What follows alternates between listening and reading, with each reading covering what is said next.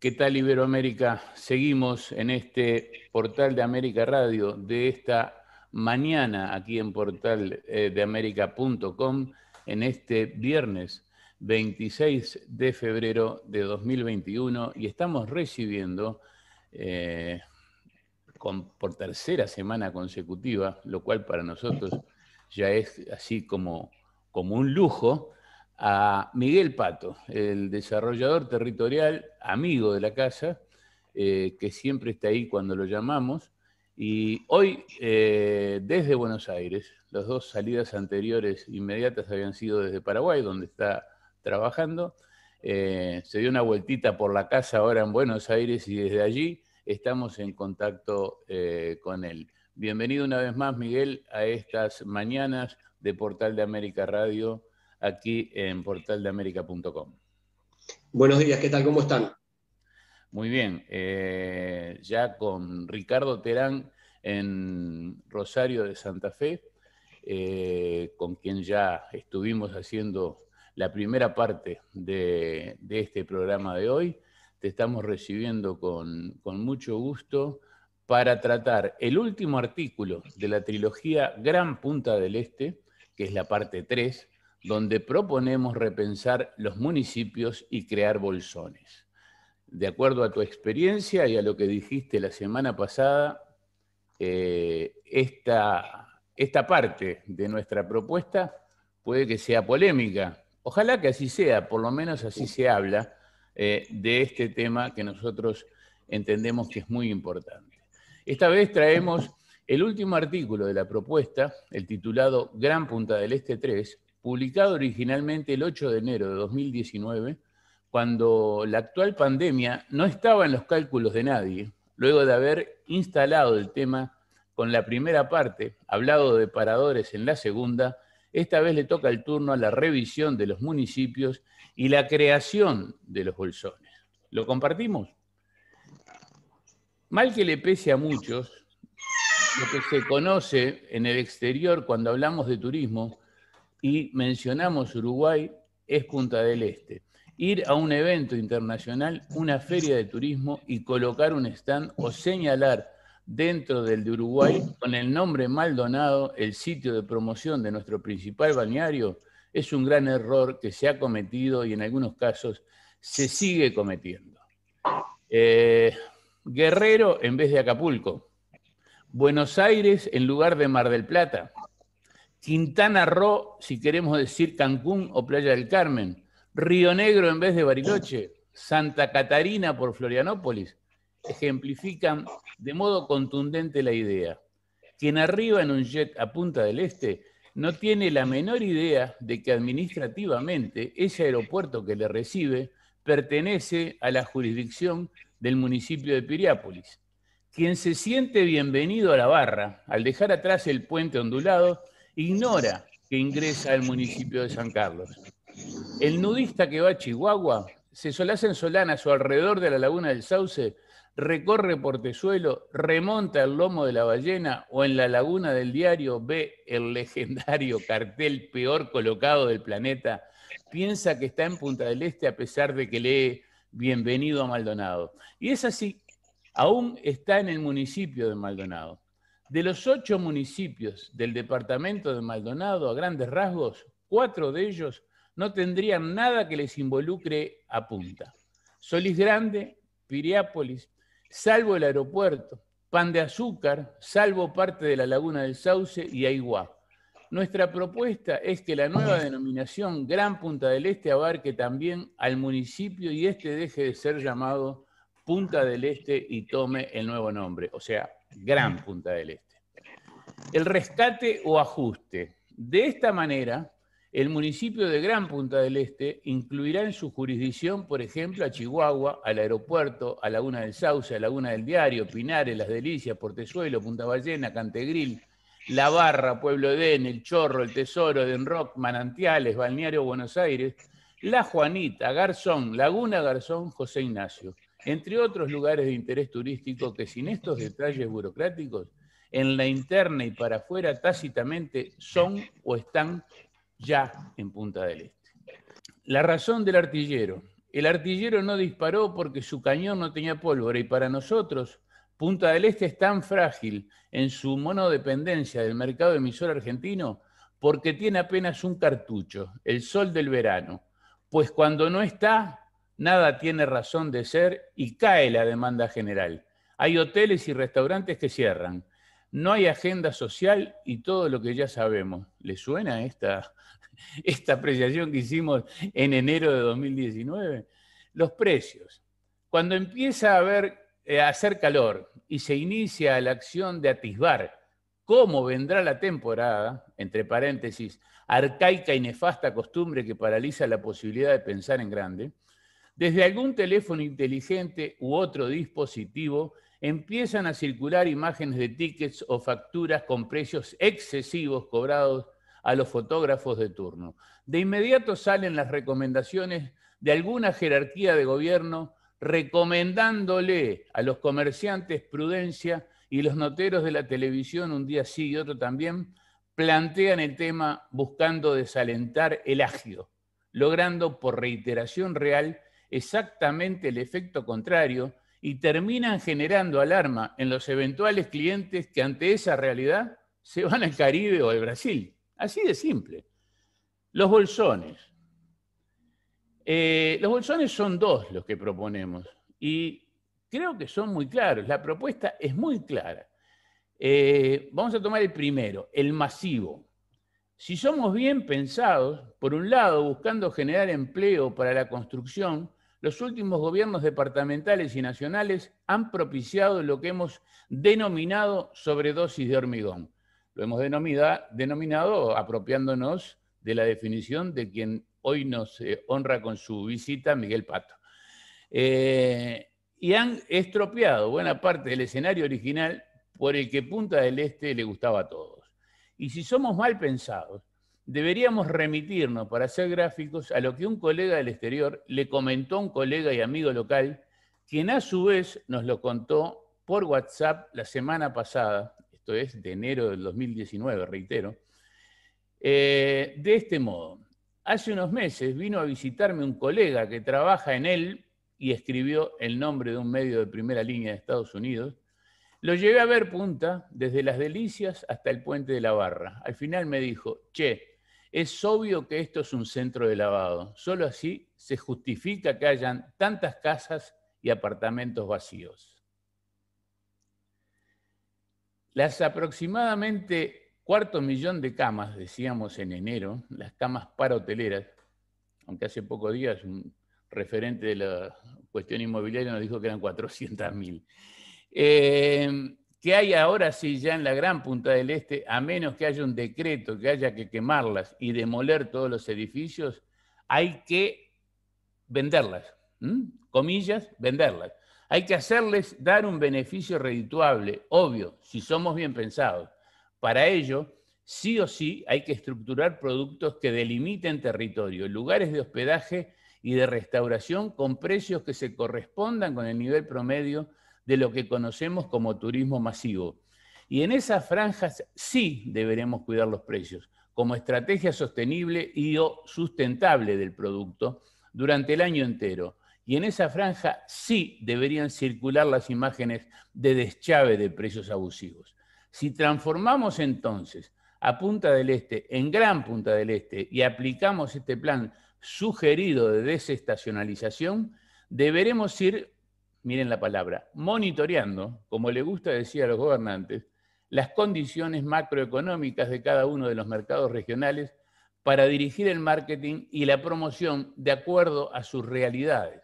Lo positivo de esto es que deberíamos dejar de rezar antes de cada verano para que Argentina y Brasil no se resfríen, así nosotros no tenemos pulmonía.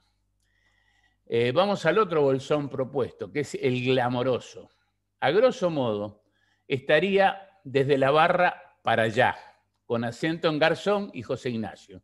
Y dentro del plan estratégico deberíamos incluir la obligatoria declaración jurada de que los visitantes para pasar el puente ondulado, no hablarán jamás de precios, ni antes, ni durante, ni después, so pena de dejarlos sin membresía de glamour.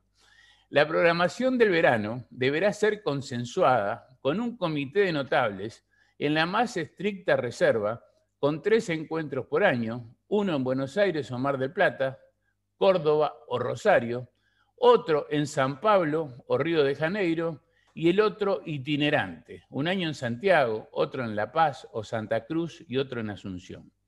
Cada 2 años se podría hacer un finde también itinerante, por ejemplo, en Nueva York, París y Dubái o Doha, y en cada uno de ellos determinar qué espectáculos representar en lo de Achugarri, cuáles exposiciones de arte coordinar, las personalidades que hay que invitar, los desfiles de moda, los festivales de cine, las fechas de Gran Slam, de tenis, etc. Obviamente que él o los representantes oficiales de Gran Punta del Este en esos encuentros deberá ser un posgrado en glamour y totalmente identificado con Gran Punta del Este, sin obligación de ser ni uruguayo y ni mucho menos funcionario público. Esa es la propuesta, la tienen publicada en portaldeamerica.com, la pueden leer, nos pueden criticar, pueden estar de acuerdo o en desacuerdo con nosotros, pero por favor, a la gente del turismo, interésese en ella. Como nos interesamos nosotros, y por eso invitamos a don Miguel Pato, quien hoy con su tiempo contado, pero le hemos dejado ya como 15 minutos por lo menos, para que se exprese a piacere a partir de esta presentación de nuestra propuesta. Perfecto. Bueno, te dije que hoy va a ser de los 3 capítulos el más polémico, ¿no? Porque estas cuestiones que vamos a tratar no son exclusivas de Punta del Este y de Uruguay, sino que son debates que se dan y de hace muchísimos años alrededor del mundo. Es lo más habitual. En algunos casos se da como centro de negocios, en otros casos se da por territorio, por denominación de origen de algún producto, en otros casos por el turismo, en otros casos por el destino corporativo, pero es lo habitual.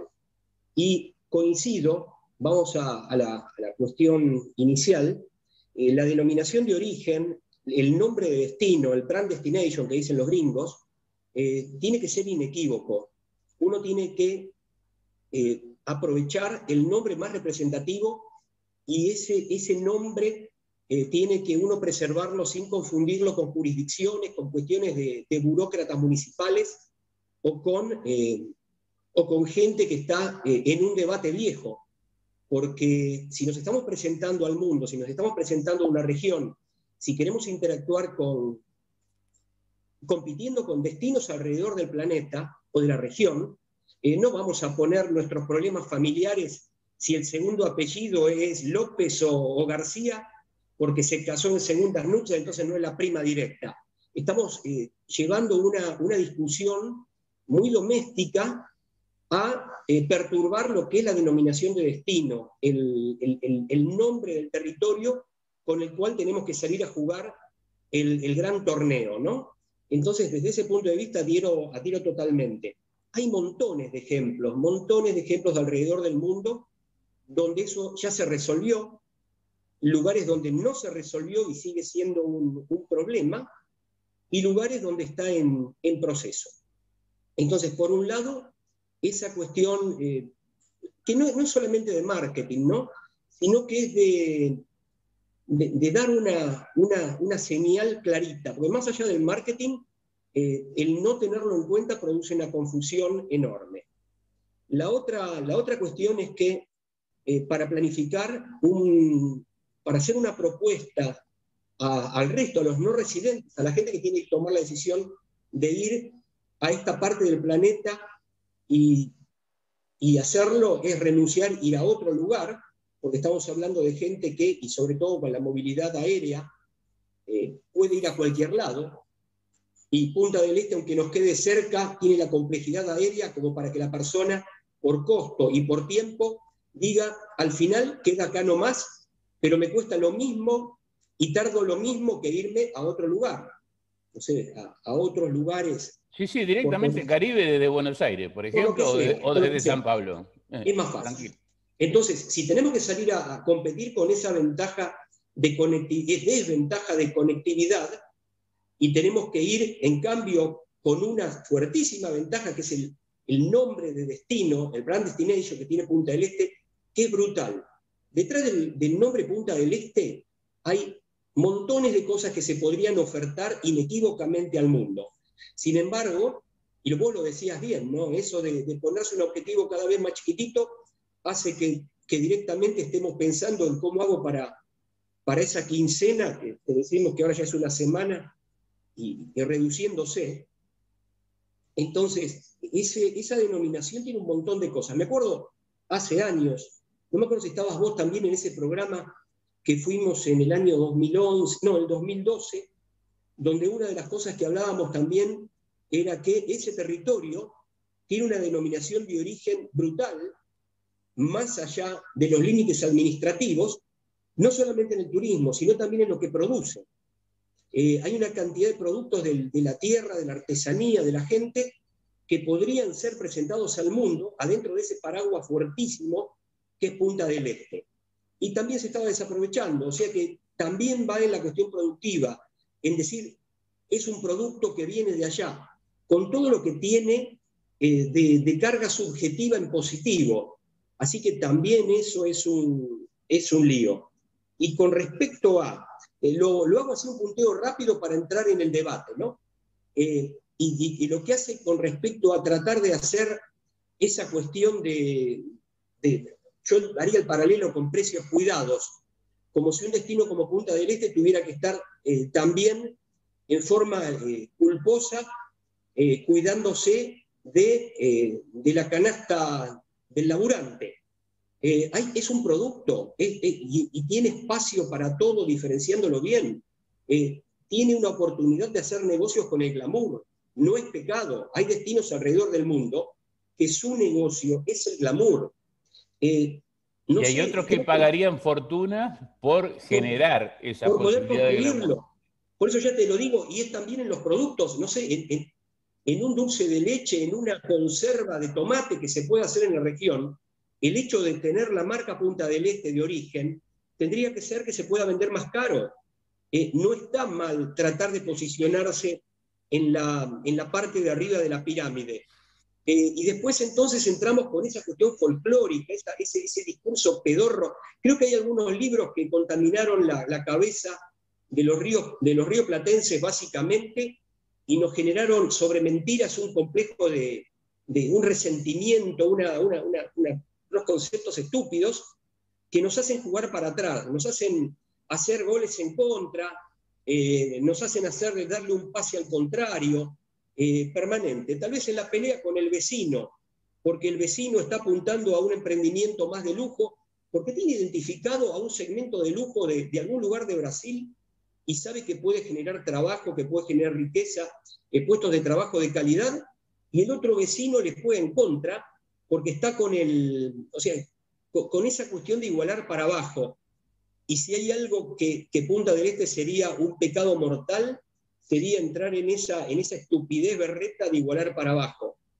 Por supuesto, igualar para arriba no significa segregar o excluir, significa diversificar para arriba, hasta donde se pueda. Sería genial poder diversificar para arriba con todos, lo cual es un desafío bastante difícil, porque ya es muy costoso, no te digo en la infraestructura o en la operación, es muy costoso en tener los recursos empresariales, no humanos, tener los recursos empresariales para poder manejar una gran región basada en el turismo y otras cosas derivadas del vivir bien en muchos segmentos. ¿Por qué? Porque no tenemos tantos empresarios.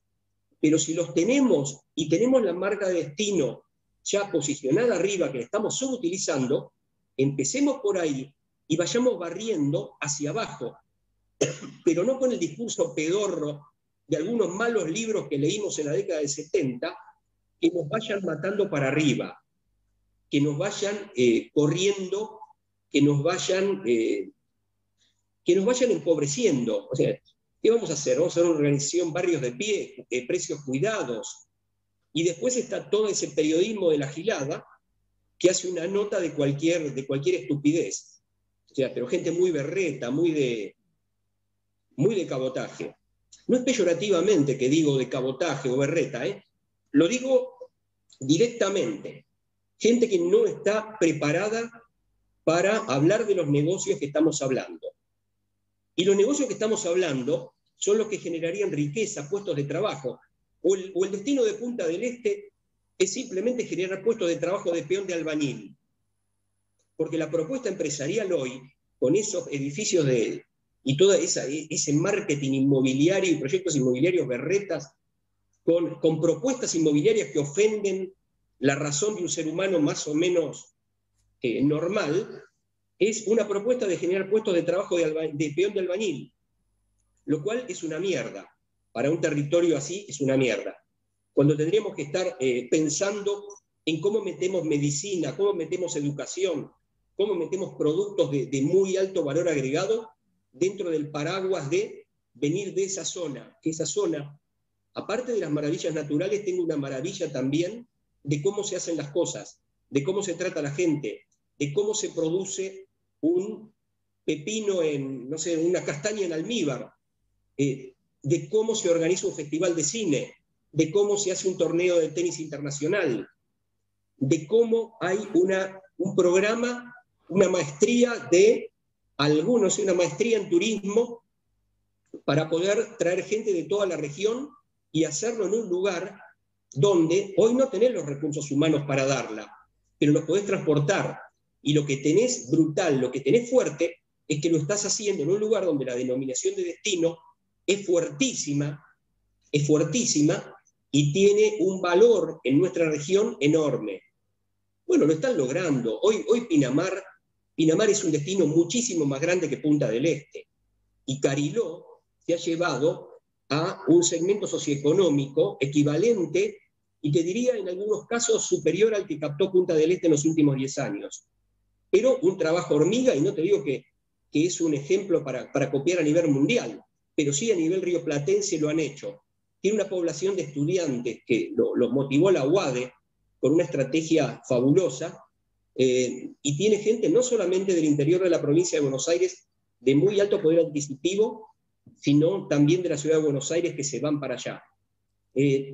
Todo ese tipo de cosas sería más fácil, sería mucho más potente hacerlo con el nombre Punta del Este, que es mucho más fuerte que el nombre Pinamar. Lo que pasa es que Pinamar, modestamente, Pinamar, municipio, incluye Cariló y Ostende, ellos modestamente empezaron a caminar en dirección a donde había que ir. Y Punta del Este no está caminando en dirección a donde tendría que ir. Demuele casas históricas de un valor patrimonial enorme, con una propuesta de unos edificios que son una vergüenza, o es una propuesta inmobiliaria que son una vergüenza, donde se habla de metro cuadrado. Yo no entiendo cómo se convierte en una kermés, en una feria inmobiliaria, un lugar como Punta del Este. Entonces, bueno, también en ese lugar hay espacio para que se hable de producción, que se hable del costo de producción del vino, que se hable de packaging, que se hable de logística, que se hable de todo lo que corresponde. Cuando vamos a la Provenza, no están todos hablando de turismo, o vamos a la Toscana, no están solamente hablando de turismo, están hablando de un montón de cosas que dentro de esa denominación se consumen en las mesas del mundo, o se contratan en las mesas del mundo, o por las empresas del mundo. No es solamente cobrar un alquiler lo más caro posible para que una persona vaya con la sombrilla y las sillitas a la playa. Eso pasó antes. Pasó bastante bien, porque posicionó a Punta del Este muy arriba, pero pasó, creo que sin proponérselo. Pasó por otros momentos, le pasó a otros lugares también. Punta del Este le pasó muy bien. Las cosas salieron a la perfección. Pero desde hace una cantidad de años Punta del Este viene remando al revés. En lugar de remando viene esquiando y perdiendo el tiempo en cosas que restan y dándole la espalda a el tipo que viene y que quiere interactuar, quiere estar, quiere hacer cosas ahí. Lo que decís con respecto al puente me parece bárbaro. El bolsón del glamour, y tendría que ser escandalosamente glamoroso. pero el escandalosamente glamoroso tiene vasos comunicantes con la otra parte, generando negocios, generando oportunidades de trabajo, generando oportunidades empresariales, nutriéndose mutuamente. Y eso es lo fabuloso. Pero es ni más ni menos una segmentación inteligente que no sea solamente una segmentación que está en el marketing o en la denominación, sino también en el funcionamiento. Es que, Miguel, para entrar en esa segmentación inteligente hay que tener aquello que se le reclama a los futbolistas cuando hay finales.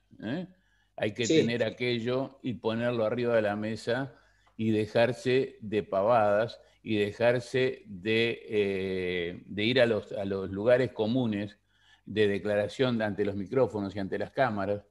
Pero para poner eso encima de la mesa hay que tener también la materia gris apropiada. Y no todo el mundo sabe o entiende de turismo en lugares como este territorio que tanto amamos y que tanto tratamos de proyectar.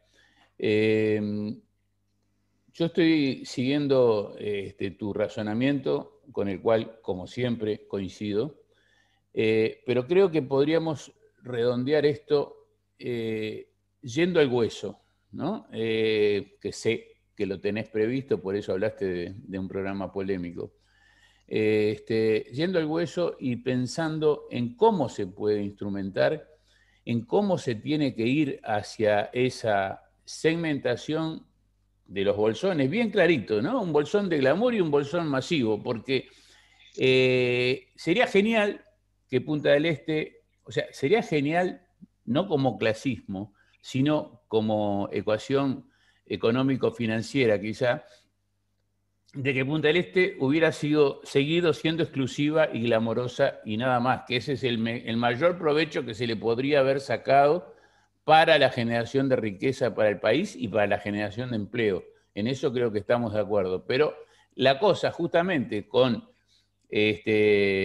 la sobredosis de hormigón, se fue al diablo. Entonces, hay una infraestructura donde sí o sí tenés que apuntar a la masividad, porque si no, ¿qué haces con eso? No. Aparte, la conectividad la vas a resolver también para el bolsón de glamour si tenés masa crítica. ¿Por qué? Porque si no, el segmento súper exclusivo va a ser también microscópico. Y ahora el segmento que siempre se abasteció básicamente con gente de la región, interactúa con el resto del mundo. Entonces, cada vez más, cada vez más. Claro, debería actuar incluso todavía más. Y ahí es donde enfrentamos el gran problema de la conectividad. Porque ahí necesitamos, como los nuestros se mueven más, tenemos que agarrar tipos de más lejos que también se mueven más con respecto a su lugar de origen. Y para eso tenemos dependencia de conectividad. Y para eso necesitamos tener volumen. Por eso los grandes destinos se complementan. Los grandes destinos no son excepto lugares muy, muy puntuales, no sé, en la Polinesia. Pero en la Polinesia vos te tomas un avión de una isla a la otra y te vale 500, 600 dólares. Moverte de una isla a la otra en avión. Pero claro, es un segmento chiquitito, visibilidad mundial, listo. El resto de los lugares se maneja porque tiene volumen y tiene una segmentación, llamémosle esos bolsones, que coexisten, pero que hace posible que los dos tengan una escala para satisfacer los requerimientos y jugar en una cancha más grande. Entonces, claro, es indefectible. Y aparte, como decías, no se pueden demoler esos edificios de la mayoría horribles que se han hecho. Hay que aprovecharlos, hay que ponerles gente adentro, y la gente adentro la mayor cantidad de tiempo haciendo cosas divertidas, pasándola bien, generando negocios en todas las áreas del entretenimiento, de la gastronomía, de la salud, de la educación de posgrado, montones de cosas dándole. ¿Por qué? Porque ya tenés ese parque de viviendas. Montones de lugares del mundo no se pueden dar el lujo de tener a costo hundido, porque es costo hundido, un parque de 400.000 camas. ¿Te imaginás que con un pedacito chiquitito que tomes de ahí, las que funcionalmente mejor se adapten y todo para hacer un programa por afuera del turismo de contratemporada. Montones de cosas. Sí, siempre cuando hablamos de la contratemporada me viene el norte de Europa como mercado objetivo. Sí. Esa gente que con 7 u 8 grados en nuestro julio y agosto pueden andar aquí de manga de camisa, ¿no? Sí. Que para ellos 30 o 40 grados bajo cero es lo normal en esa época. O Sí, sea no. que El clima, la excusa climática no es no corre. no corre. La excusa, verano, el invierno de Punta del Este es el verano primavera de muchas partes de Europa y sobre todo de ciudades y de nacionalidades que viajan muchísimo, que se mueven muchísimo. Miguel, hagamos entonces un mensaje final. Si te parece, es muy difícil aplicar una receta. Nosotros el diagnóstico lo tenemos hace rato, ya conocemos al enfermo y tenemos que ir hacia un tratamiento terapéutico, digamos, que pueda siquiera, por lo menos, considerarse. Entonces, primero, conectividad. Conectividad aérea que sin eso no podemos siquiera hacer nada.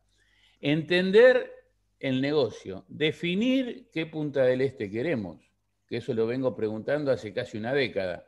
He hecho hasta mesas redondas en la radio, invitando a todos los protagonistas.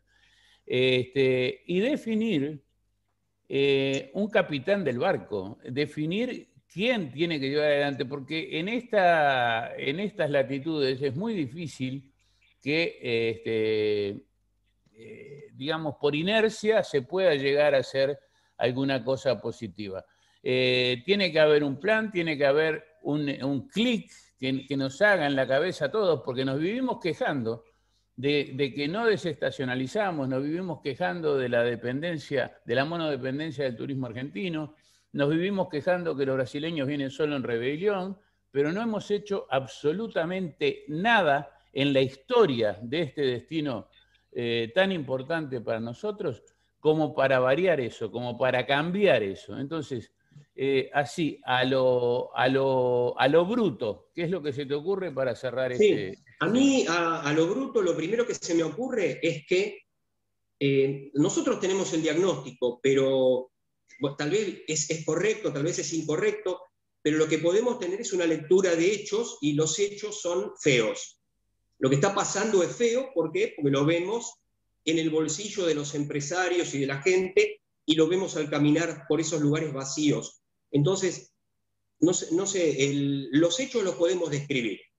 Hay una carencia empresarial enorme, así como hay una carencia de liderazgo político enorme, porque lo vemos que permanentemente se acuerda, hay un consenso sobre diagnóstico, pero la gente se levanta de la mesa y rápidamente va a hacer lo mismo que estaba haciendo antes, y que son las cosas que nos llevaron al desastre. Entonces, creo que no se toma en serio el tema, y mientras funcione el kiosco, harán funcionar el kiosco. Entonces, como el kiosco todavía funciona, con proclamas que son una berretada total, cada vez menos, el tema, no sé, miremos ahora que pasó ya lo peor de la pandemia con respecto a toda esa cuestión, y sobre todo acá en Argentina. Teóricamente se iban a mudar todos los argentinos, iban a vivir a Punta del Este. Y no sé de qué iban a trabajar. Si sos joven, ¿qué vas a hacer? ¿Te vas a dedicar a la filatelia? Si sos viejo, vas a dejar a ver a tu... No sé, pero ¿te acuerdas que tuvimos un programa con ese tema? Sí, sí. Que hacemos la diferencia. El que tiene que ir y es joven y tiene que seguir laburando, el tipo que está hecho pero que tiene empresa y tiene que seguir atendiendo sus negocios, y el tipo que ya no trabaja ni atiende sus negocios, no tiene OSDE. O sea, pierde la continuidad, y los nietos. O sea, cuando empezás a ver la gente que se entusiasma, y muchos jetones para quedar, ¿viste? en el grupo así de charla, la tiran así, haciéndose los rebeldes, no, me voy de la Argentina, me voy, todo, y te cuentan un par de anécdotas que son un disparate y parece que hubiera un éxodo. ¿Qué quedó de todo eso? ¿Qué se pudo materializar? El impulso estaba, pero fíjate, ese impulso, sacando la paja del trigo, que ya te digo, muchos de Getones lo hacen, pero eso tendría que haber dejado un residual de negocio, y te lo digo no de plata, de captación empresarial. ¿A cuántos empresarios dispuestos a hacer negocios en Uruguay lograron captar con ese impulso de Getones y de tipos positivos que se produjo durante un año? Una cosa inédita. ¿Te pusiste a identificarlos? ¿A hacer la cuenta? Digo, los hay, pero son muy pocos. Sí, pero te digo como, no tipos que fueron y después se van a aburrir y van a volver. Que los hayas podido captar para hacer negocio. Decirte, venite y vamos a hacer negocios. Planteaste un sueño, pero ese sueño tiene una parte de real y una parte utópica. Vamos a hacer negocios y vamos a hacer que tenga más de parte real. ¿Alguien laburó en eso? No, trataron de venderle un departamento en El Pozo y trataron de... No pasó nada. Se desaprovechó otra oportunidad donde había un impulso que, separando paja de trigo, el trigo en proporción sería poco, pero es muchísimo en proporción a los recursos empresariales que se disponen hoy en el Río de la Plata para empezar negocios en la región, lo cual fue una pérdida total de tiempo. Por eso creo que todavía, por más conciencia de que la cosa va mal y todo, todavía sigue pegando muy fuerte la recomendación del curandero anterior. No, siga con el té y póngase unas cataplasmas. Y seguimos con esa. Me parece que hay que pegar un sacudón de alguna forma, y el sacudón yo lo pegaría a través de la convocatoria de, no sé, ¿por qué no le ofrecemos hacer negocios a tipos que sabemos que son exitosos, que saben mucho de esto, que ganan plata hoy en otros lugares del mundo, y le planteamos nuestra idea a ver qué nos dice? A ver si la ve o nos dice, miren muchachos, ustedes están tan lejos de la avenida que van a tener que caminar mucho para volver a subirse a la ruta. O nos pueden decir, yo sé cómo subirlos a la ruta pronto, pero hoy no estamos contrastando los planes, no los estamos contrastando con alguien que pueda tener el liderazgo fuerte, que pueda tener o inducir el liderazgo fuerte como para levantarse de la mesa, concientizados y todo, pero dejar de tomar el té y las cataplasmas y arrancar con el caminar para subirnos de vuelta a la avenida. Entonces, me parece que estamos en un estadio previo a decir, listo, nos ponemos a laburar en serio en algo diferente. Empezamos a reclamarle al gobierno algo diferente o de una forma diferente. Fíjate cuando vos reclamás conectividad y todo, la contraparte empresaria no está moviéndose en función de que eso puede ser logrado. Creo que si se lograra la conectividad todavía habría un desfasaje que los empresarios, como no lo imaginaban y todo, van a desaprovechar eso durante bastante tiempo, como pasó con otras cosas. Hay todavía una inercia del negocio viejo muy distorsionado con el turismo inmobiliario, que llevaría, que no sería inmediato. Entonces, para que eso se logre, creo que hay que pegar un par de sacudones. Yo una de las que propondría es, ofrezcámosle el negocio, tratemos de seducir a un tipo de carne y hueso exitoso para que nos diga, muchachos, yo con ustedes no hago negocios ni loco, o que nos diga, muchachos, llámenme dentro de 2 años después de haberse hecho una dieta estricta, dejar el cigarrillo, todo, o nos dice, muchachos, empezamos a trabajar el lunes. Pero esa evidencia no la tenemos, y te digo hoy, no la sé. No sé qué puede pasar, cuál de las 3 cosas nos va a contestar.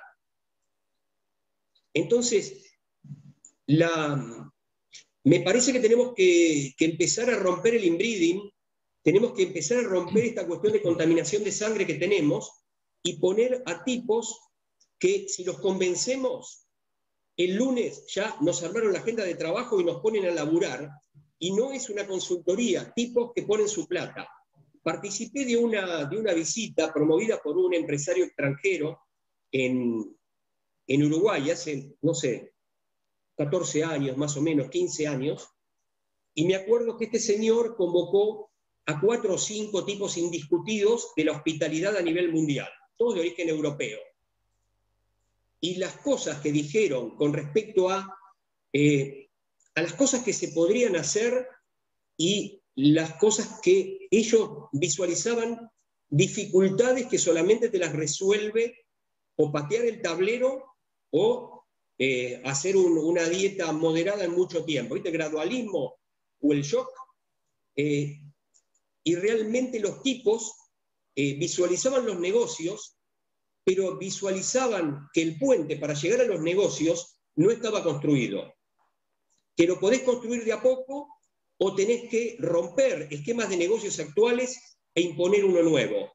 Yo creo, Miguel, estamos más o menos, como siempre, en sintonía. Hay que hacer algo. El tema es qué, cómo y con quién. Pero hay algo de lo que estoy convencido, es que en Uruguay existen mentes privilegiadas, gente que entiende de este tema y que no solamente entiende de este tema, sino que tiene el teléfono o el WhatsApp de los que en distintas partes del mundo entienden muchísimo más de este tema. Correcto. No, y también tienen el teléfono de los tipos que tienen plata y toman decisiones y hacen negocios. Porque hay tipos que en estos últimos años, mientras nosotros debatimos esto, tomaron decisiones con respecto a nuevos destinos y empresarios norteamericanos, franceses, españoles, hicieron apuestas, hicieron las cosas con las mejores prácticas y además no con la depredación que hemos visto de lo que fue la ola, no la anterior, sino la previa, sino ya con buenas prácticas de respeto por el medio ambiente, por las comunidades locales y todo.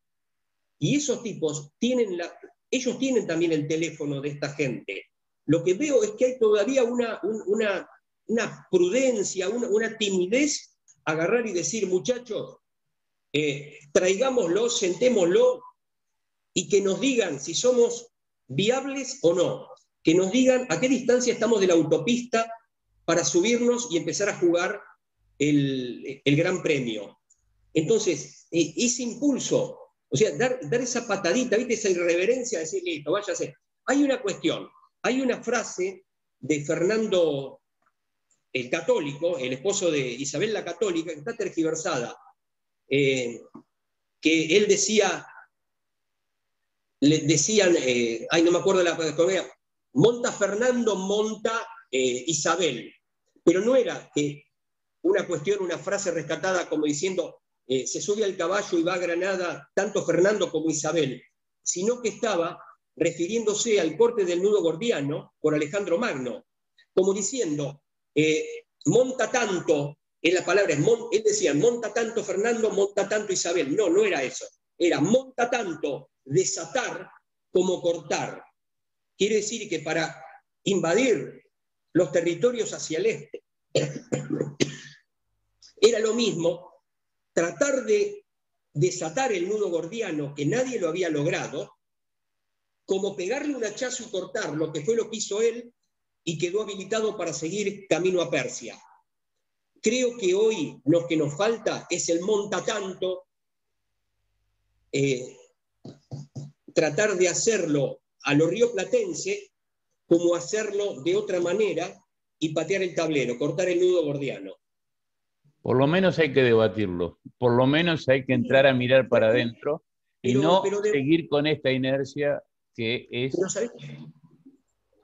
En lo de debatirlo, y ahí va el tema del corte del nudo gordiano, no debatirlo para tratar o sea, debatirlo fuerte para que algo cambie. Porque el debate de consenso, simplemente consensuando para no ser un cabrón, no nos va a llevar a cortar el nudo. nos va a llevar a que todo dice, bueno, tratemos, listo, la semana que viene nos reunimos. Pero hasta el viernes que viene, el lunes, seguimos haciendo destino inmobiliario, seguimos haciendo todas las cosas que nos fueron, y peor de hacer lo que no nos lleva a cambiar la situación, es postergar las cosas que sí nos traen. Seguir pateando para adelante, seguir pateando para adelante. Fíjate, yo me acuerdo de una mesa redonda que fue en España año 2005, estábamos hablando esto y todavía no teníamos un montón de los problemas que tenemos ahora, porque no había tanto hormigón al pedo, no había tanta dependencia de generar puestos de trabajo de obrero de la construcción, porque la migración interna no había sido tan grande, no habíamos polucionado el territorio, no habíamos fraccionado lugares que no tienen que ser loteados, que tienen que ser explotados de otra forma. El paraíso no es un loteo. Entonces, todo ese tipo de cosas que hemos generado nos van alejando. Entonces, yo creo que hay que cortar el nudo, y cortar el nudo, la que yo propongo, es que nos tome examen alguien, no que nos califique, que nos tome examen alguien que si lo convencemos firma un cheque, que si lo convencemos desembarca, que si lo convencemos arma una agenda para laburar 2 años y que si todo sale bien, en 2 años desembarca, porque también tiene tiempos biológicos todo esto.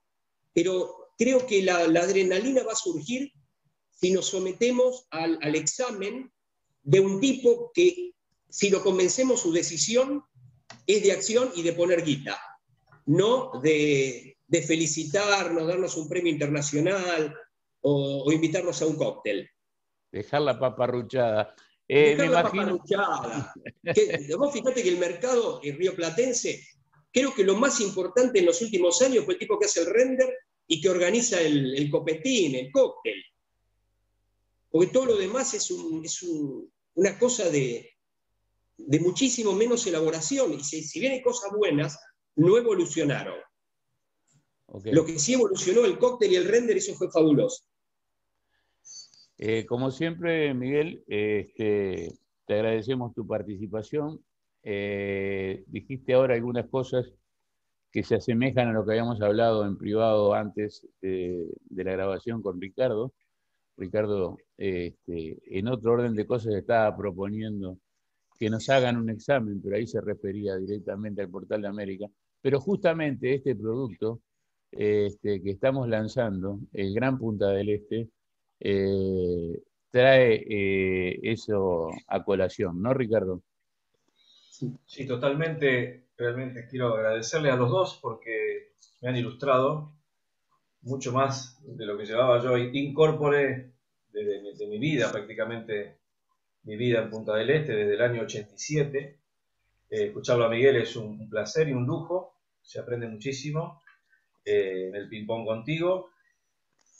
Yo para cerrar quería pasarte unos datos, Miguel, que tengo fresquitos con respecto a residencias fiscales que se otorgaron en Uruguay, abonando esta teoría dentro de, hablando en términos contemporáneos, como hablan los jóvenes en Spanglish. Punta del Este tiene un naming ya instalado en la demanda. No hace falta hablar nada de Punta del Este en el mundo porque la marca está. En lo que es el branding, en lo que es la construcción de la marca, en la identidad de destino, en el posicionamiento, en esa reconstrucción que es lo que hay que trabajar, pero con base sólida. Fíjate que en el año 2019 se habían extendido 1.624 residencias fiscales en Uruguay y en 2020, año de pandemia, trepó, de acuerdo a datos oficiales de la DGI de Uruguay, a 2.343 residencias otorgadas, de las cuales 641 fueron de argentinos que tomaron la residencia fiscal en Uruguay, contra 207 que se habían extendido en 2019. Esto todavía abona más la teoría de que sin hacer nada o haciendo las cosas mal, sí, Punta del Este sigue siendo un destino aspiracional no solamente para el turista, sino también para los inversores. Ese dato no solo es verdadero, sino que por ahí vi que lo habías mandado. Pero lo que queda en la mente de la gente es que se triplicó el otorgamiento de residencias fiscales en Uruguay, pero no dice que estamos hablando de 200 a 600 y pico. Entonces, cuando dice se triplicó, uno está pensando en una invasión, y es lo que decía Miguel hace un rato. ¿Cuántos fueron? ¿No? ¿Saben qué? Me parece que muchas de las cosas son reprocesadas por los manteros inmobiliarios que están tratando de invocar a un tipo para venderle un mal departamento en el Pozo o lo que sea. Entonces, utilizan todos los elementos. No todos entienden qué son los manteros, Miguel, pero... Mantero inmobiliario es el que te invita a un negocio y el único que pone plata sos vos, corres los riesgos todo, pero él se autodenomina desarrollista, inversor y preside el cóctel.